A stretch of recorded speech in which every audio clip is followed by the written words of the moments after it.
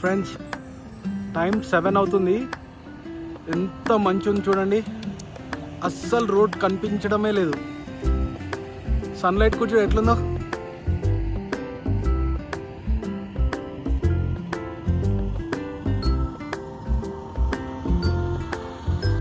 Friends time ఇప్పుడు 7:29 AM అయింది. పొద్దున గుంటకల్ నుంచి హంపి బయలుదేరినాం.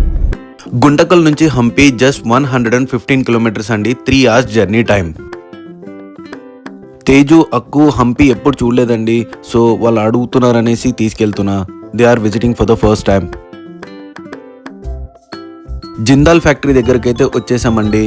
చిన్నప్పుడు మా వాళ్ళు చాలా మంది జిందాల్ ఫ్యాక్టరీలో వర్క్ చేస్తున్నాం అంటే ఏదో చిన్న ఫ్యాక్టరీ అనుకున్నానండి. ఇక్కడికి వచ్చి చూస్తే వామ్మో, ఈ ఫ్యాక్టరీ ఎంత పెద్దగా ఉందండి, ఎంతమంది జనం ఉన్నారండి. ఒక ఊరులాగానే ఉందండి మొత్తం ఫ్యాక్టరీ. మేమైతే హంపీకి నియర్ బై వచ్చేసామండి. ఇంకా జస్ట్ 1 kilometer ముందుకెళ్తే హంపి వచ్చేస్తుంది.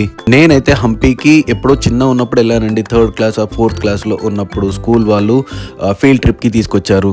మళ్ళీ నేను ఇప్పుడే రావడం హంపీకి. చూడాలి ఫ్రెండ్స్ ఇప్పుడు హంపి ఎలా ఉందో. నాకైతే ఏం గుర్తులేదు, but still I will try to recollect. చాలా మటుకు ఇక్కడ అరటి తోటలే ఉన్నాయండి, మరియు కొబ్బరి చెట్లు. చాలా బాగుంది కదా చూడ్డానికి. విజయనగర సామ్రాజ్యానికి అయితే వచ్చేసామండి. ఇదే మెయిన్ ఎంట్రన్స్ టు హంపి. భారతదేశ చరిత్రలో విశిష్టమైన స్థానాన్ని అందుకున్నది మన విజయనగర సామ్రాజ్యం అండి.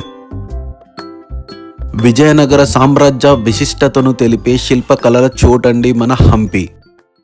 ఇండియాలోనే టాప్ మోస్ట్ టూరిస్ట్ విజిటెడ్ ప్లేసెస్లో ఇది ముందు వరుసలో ఉంటుందండి. ఈ ప్లేస్ని విజిట్ చేయడానికి ప్రపంచం నలుమూలలో నుంచి టూరిస్ట్స్ వస్తూనే ఉంటారండి. ఎంత పని చేసావు బహుమని సుల్తాన్, కొద్దిగా ఆలోచించుంటే మీ వాళ్ళు ఎవ్వరూ వీటిని కూల్చేవాళ్ళు కాదు కదా. ప్లేస్ నెంబర్ 1 అండి, లక్ష్మీ నరసింహస్వామి టెంపుల్. ఈ మూర్తి వచ్చేసి 22 అడుగులు ఉంటాడంటండి. ఒకటే రాయితో ఈ విగ్రహాన్ని మొత్తం చెక్కారంటండి. ఈ గుడి ఇంతకు ముందు శాండల్వుడ్ పిల్లర్, శాండల్వుడ్ రూఫ్ కూడా ఉండేదంటండి. కానీ 1565లో మొత్తం కొలాప్స్ చేశారంటండి.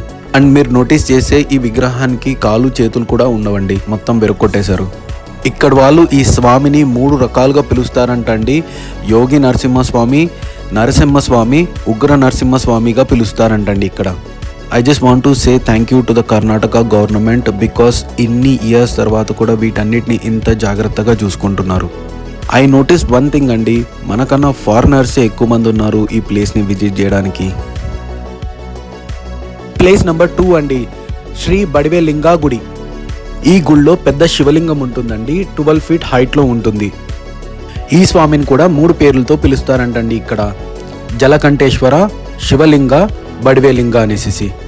ఈ శివలింగం ఇలా వాటర్లో ఎప్పుడు ఫిల్ అయి ఉంటుందంటండి. ఈ వాటర్ వచ్చేసి తుంగభద్ర వాటర్ అండి. స్వామికి రోజు పూజలు జరుగుతాయంటండి. హర హర మహాదేవ శంభో శంకర. ప్లేస్ నెంబర్ 3, మాతో పాటు వచ్చిన డ్రైవర్ ఈ ప్లేస్ గురించి ఎక్స్ప్లెయిన్ చేశాడండి. ఇప్పుడు sir under ground Shiva temple near ఉన్నాం సార్ మనము. ఈ టెంపుల్ వచ్చి ప్రసన్న విరూపాక్ష టెంపుల్ అంటారు సార్. ఎందుకంటే ఇక్కడ ముందుకు వెళ్తే మనం రాజవాడ ఉంది సార్, జనన ఇంక్లూజర్, తర్వాత రాయల్ ఇంక్లూజర్. ఎందుకంటే సార్ డైనాసిటీ ఇంట్లో దేవ శివ సార్, ఇంకా ఇంట్లో దేవి పార్వతీదేవి. ఇక్కడ నుంచి విరూపాక్ష టెంపుల్ ఉంది కదా సార్, 4 kilometers అవుతుంది కదా సార్. అందుకే ఈ టెంపుల్ ఇక్కడ నిర్మాణం చేశారు సార్. అప్పుడు 14th century 15th centuryలో అప్పుడు ఇక్కడ పూజ చేస్తారు సార్. దర్శనం చేస్తానికి రాయల్ పీపుల్ కి ఈ టెంపుల్ స్థాపన చేస్తారు సార్. ఇది అండర్ గ్రౌండ్ శివ టెంపుల్. ఇంకా లోపల మూర్తి ఉంది కదా సార్, ఖండిత్ చేశారు సార్, అందుకే యాక్టివ్ లేదు, డిస్ట్రాక్ట్ చేశారు కదా సార్. బట్ శివ ఉంది సార్, శివలింగ అపోజిట్ ఒక నంది ఉంది సార్. ఎందుకంటే ఇది Shiva vehicle Nandi, Vishnu vehicle Garuda. But అప్పుడు ఈ మహాద్వారం మాత్రం కనపడుతుంది సార్, ఎందుకంటే ఎక్సిబిషన్ టైంలో 1976 అప్పుడు మొత్తం మిట్టి ట్రీస్ ఎలా ఉంటుంది కదా సార్, లీఫ్ మొత్తం ఫుల్ అయిపోతుంది సార్, కనపడలేదు, ఓన్లీ మహాద్వారం కనపడుతుంది. తర్వాత క్లీన్ చేశారు సార్, ఒక టెంపుల్ దొరికింది ఎక్టివేషన్ టైంలో. ఈ టెంపుల్ పేరు underground Shiva temple sir, ఎందుకంటే అండర్ గ్రౌండ్ లో ఉంది sir temple. Place number 4, nobles quarters అండి.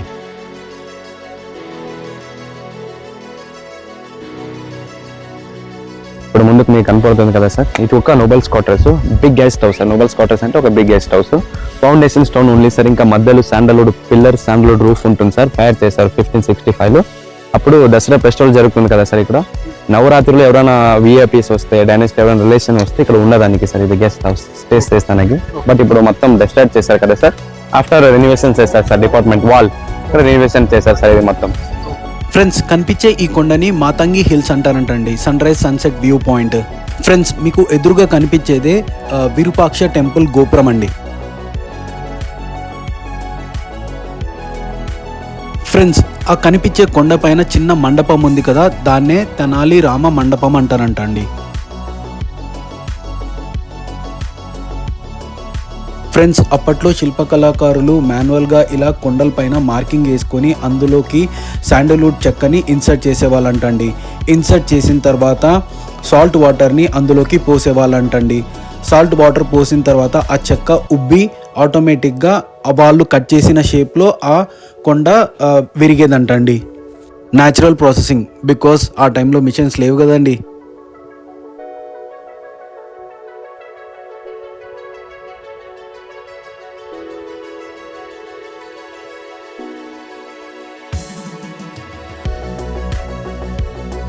జస్ట్ అన్ ఎగ్జాంపుల్ అండి, ఇలా కట్ అయ్యేది వాళ్ళు అనుకున్న షేప్లో.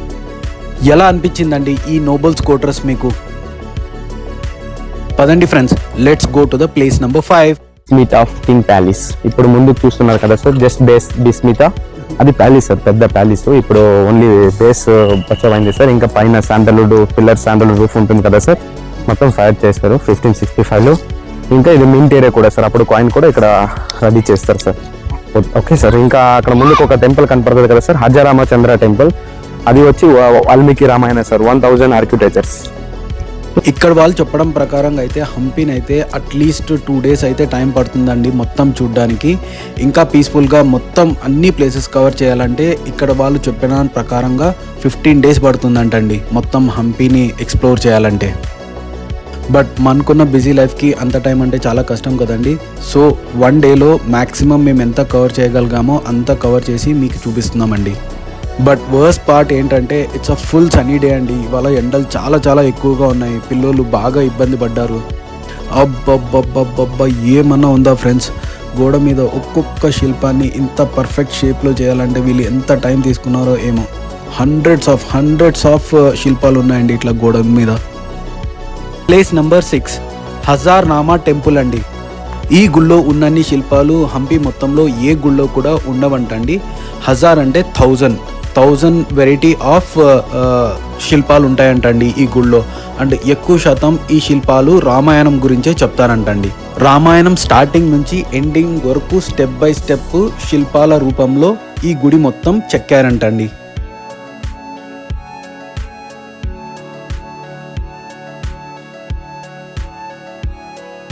పదండి ఫ్రెండ్స్, లోపలికి వెళ్ళి చూద్దాం విగ్రహం ఉందో లేదో ఈ గుళ్ళో.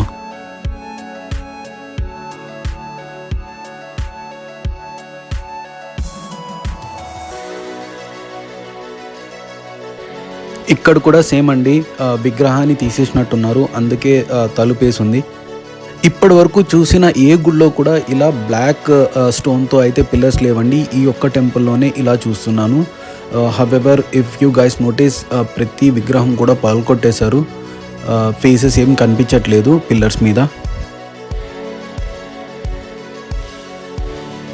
ఇది టెంపుల్ అవుట్ సైడ్ వ్యూ అండి. చూడండి ఎంత పెద్దగా ఉందో ఈ టెంపుల్. ఫ్రెండ్స్, మీ అందరి కోసం ఇంత కష్టపడుతున్నాం, ఇంత మంచి వీడియోస్ మీ ముందు తీసుకురావడానికి. మేము జస్ట్ రిక్వెస్ట్ చేసేది ఒక్కటే, please like the video and share it with your friends.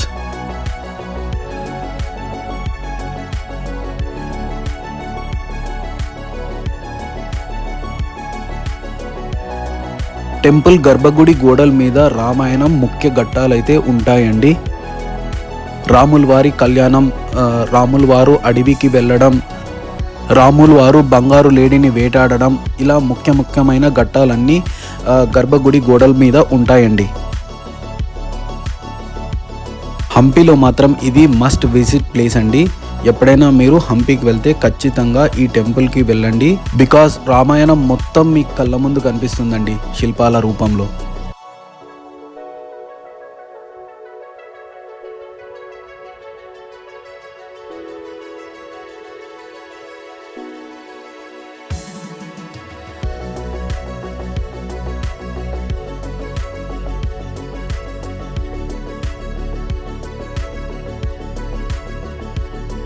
మేమైతే మ్యాక్సిమం టైం ఈ గుళ్ళోనే స్పెండ్ చేసామండి. అట్లీస్ట్ 1 అవర్ పైగానే ఈ గుళ్ళోనే ఉన్నాం మేము. ఇది గర్భగుడికి ఎంట్రన్స్ అండి. ఇలానే లోపలికి వెళ్ళాలి అందరూ. అండ్ ఈ గుళ్ళో 3 దిక్కులకి 3 ఎంట్రన్సెస్ ఉన్నాయండి.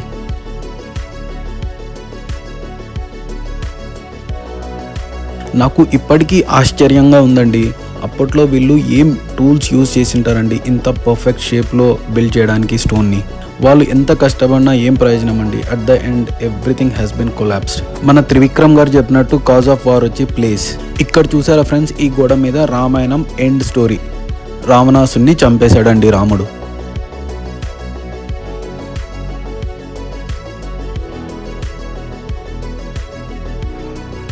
ప్లేస్ నెంబర్ 7 హంపి మ్యూజియం అండి. పదండి ఫ్రెండ్స్, లోపలికి వెళ్ళిపోదాం, చూద్దాం ఏమేమి ఉన్నాయో మ్యూజియంలో. లోపలికి వెళ్ళగానే రైట్ సైడ్లో మనకు హనుమంతుడు ఉన్నాడండి, పక్కనే వినాయకుడు ఉన్నాడండి.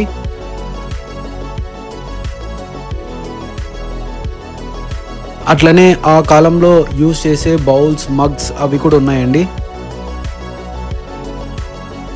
అక్కడున్న పేర్లని చదివి నాకు ఎక్స్ప్లెయిన్ చేస్తున్నాడండి. గోల్డ్ కానీ ఆర్నమెంట్స్ కానీ అలాంటివి ఏం లేవండి ఇక్కడ. ప్రతి ఒక్కటి కూడా స్టోన్తో ఉన్నవే ఉన్నాయి ఇక్కడ. మేబీ అవన్నీ వేరే చోట ఎక్కడైనా పెట్టారేమో తెలియదు, కానీ ఇక్కడైతే ఉన్నవన్నీ స్టోన్తోనే ఉన్నాయండి. ఐ థింక్ ఇవన్నీ అప్పట్లో కెనాన్లో యూజ్ చేసే స్టోన్స్ అనుకుంటానండి, అందుకే రౌండ్ షేప్లో ఉన్నాయి అన్నీ. ఇక్కడ ఉన్న మ్యాక్సిమం స్టాచ్యూస్ ఏవి కూడా కంప్లీట్గా లేవండి. మ్యాక్సిమం ప్రతి ఒక్క స్టాచ్యూ కూడా విరిగే ఉంది. మీరే చూడండి.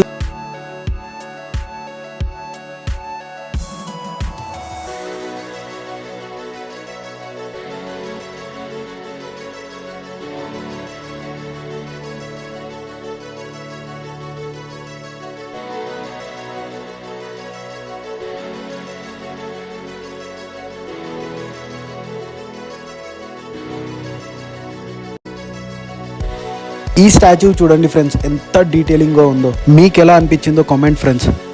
ఇక్కడ కనిపించే స్టాచ్యూస్లో మధ్యలో ఉన్న విగ్రహం శివుడిదండి. మొత్తం ఈ ప్లేస్లో ఈ ఒక్క ఫోటోనే ఉందండి, కానీ చూడడానికి ఎంత బాగుంది కదా. మేమైతే మ్యూజియంని కంప్లీట్ చేసుకొని బయటకు వచ్చేసామండి. ఇంకా ఇక్కడ 2 ప్లేసెస్ ఉంటాయి, పదండి వెళ్ళి చూద్దాం. అప్పట్లో వాచ్ టవర్ చూడండి ఎలా ఉందో. ఇక్కడ నుంచే సెక్యూరిటీ పీపుల్ మొత్తం కోటని వాచ్ చేస్తూ ఉంటారండి, to secure the people. Place number 8 the lotus Mahal అండి. ఫ్రెండ్స్, ఇది అప్పట్లో రాణులు సేద తీరే చోటంట. టాప్ రూఫ్ మీద వాటర్ పోస్తే బిల్డింగ్ అంతా ఆక్యుపై అయ్యి చల్ల గాలి వచ్చేదంటండి, ఎయిర్ కండిషనర్ లాగా. అప్పట్లోనే ఏం టెక్నాలజీ కదా friends. Place number 9 elephant stable. అప్పట్లో శ్రీకృష్ణ దేవరాయలు యుద్ధానికి యూజ్ చేసే ఏనుగుల్ని ఇక్కడ ఉంచేవాళ్ళంటండి. 11 ఏనుగులు పడతాయి ఇక్కడ. Place number 10 Vittala temple. కనిపించే ఈ కాంప్లెక్సెస్ లోనే అప్పట్లో రత్నాలు రాసులుగా పోసి అమ్మేవాళ్ళంట ఫ్రెండ్స్ గుడి బయట. పదండి ఫ్రెండ్స్, ఇంకా గుళ్ళోకి వెళ్ళిపోదాం. హంపిలో ఇది one of the most important place అండి, డోంట్ మిస్ ఇట్. ఫ్రెండ్స్, ఇంతకుముందు లోటస్ మహల్ ఎలిఫెంట్ స్టేబుల్ చూసాం కదండి, దానికి ఎంట్రీ కావాలంటే 40 రూపీస్ పే చేయాలి. అదే టికెట్ ఇక్కడ కూడా హెల్ప్ అవుతుందండి. ఫ్రెండ్స్, మెయిన్ రోడ్ నుంచి ఈ టెంపుల్ రీచ్ అవ్వడానికి అరౌండ్ 1 కిలోమీటర్ ఫార్ ఉంటుందండి. బట్ అక్కడ ఎలక్ట్రిక్ క్యాబ్స్ ఉంటాయి, పర్ పర్సన్ 50 రూపీస్ ఛార్జ్ చేస్తారు. వాళ్ళే తీసుకొచ్చి ఇక్కడ టెంపుల్ దగ్గర వదులుతారు. వన్స్ మీరు టెంపుల్ మొత్తం చూసుకున్న తర్వాత మళ్ళీ వాళ్ళే తీసుకెళ్ళి మీకు ఎక్కడ ఎక్కించుకున్నారో అక్కడ వదులుతారండి. ఈ ఆలయంలో సంగీతం వినిపించే 52 స్తంభాలు ఉంటాయంటండి.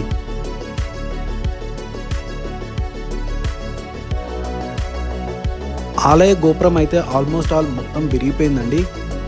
మేము వెళ్ళినప్పుడు మాత్రం క్రౌడ్ ఫుల్గా ఉన్నిందండి. ఎస్పెషలీ స్కూల్ చిల్డ్రన్ అయితే చాలా మంది వచ్చారు.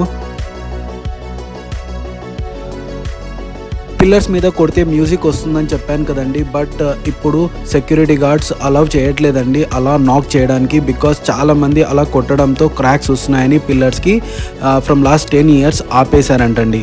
ఇప్పుడు ఎవరికి అలౌ లేదు అలా కొట్టడానికి.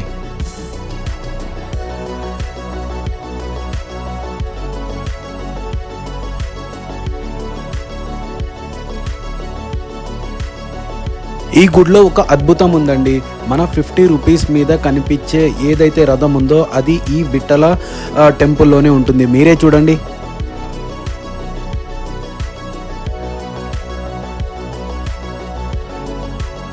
గుడి పక్కనే ఒక మండపం ఉంటుందండి. ఆ మండపంలోనే మేము చాలా టైం స్పెండ్ చేసాము. ఎస్పెషలీ అక్కు, హనిక చాలా బాగా ఆడుకున్నారండి అక్కడ.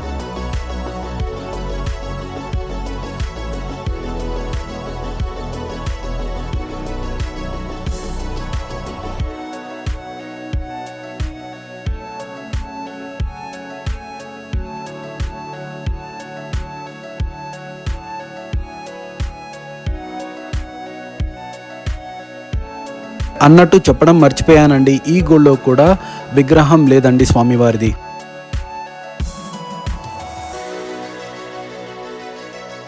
ఈ చెట్టు పేరేంటో తెలియదు కానీ చాలా బాగుందండి. అండ్ చాలా పెద్దగా కూడా ఉంది. కానీ ఆకులు అయితే అస్సలు లేవు ఈ చెట్టుకి.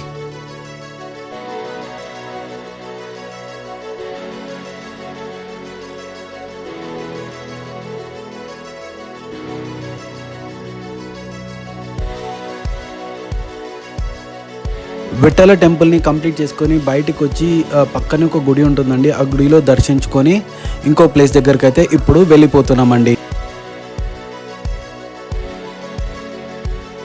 Place number 11 Shri Virupaksha temple అండి. ఈ గుళ్ళో ప్రధాన దేవుడు శివుడండి.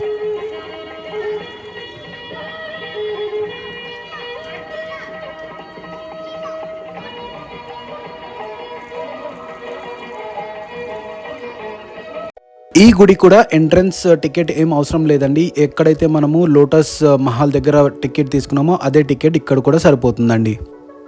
కనిపించేదే గర్భగుడి ద్వారం అండి.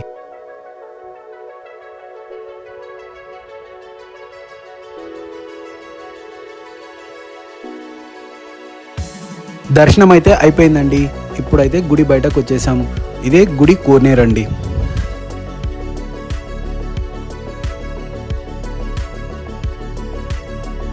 ఈ గుళ్ళో ఇంపార్టెంట్ పర్సన్ వచ్చేసి లక్ష్మి అండి. ఆ లక్ష్మి ఎవరు అనుకుంటున్నారా? మీరే చూసేయండి. ఇదిగో లక్ష్మి వెళ్తుంది చూడండి. గుడికి వచ్చే ప్రతి ఒక్కరూ లక్ష్మితో ఆశీర్వాదం తీసుకుంటారండి. బట్ మా బ్యాడ్ లక్ ఏంటంటే అప్పుడే మావటి లక్ష్మిని బయటకు తీసుకుని వెళ్తున్నాడండి. అప్పటికి మేము హాఫ్ అన్ అవర్ వెయిట్ చేసామండి. స్టిల్ ఇంకా రాకపోయేసరికి మేము బయలుదేరిపోయామండి అక్కడి నుంచి.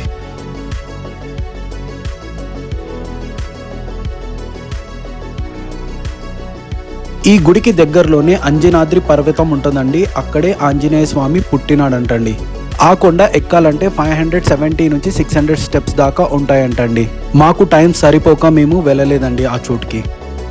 ప్లేస్ నంబర్ 12 తుంగభద్ర రివర్ అండి. ఇక్కడ బోట్లో సేల్ చేయడానికి పర్ పర్సన్ 500 తీసుకుంటారండి. ఇలా వాటర్లో తీసుకెళ్ళి ఒక హాఫ్ అన్ అవర్ పాటు తిప్పి మళ్ళీ తీసుకొని వస్తారండి.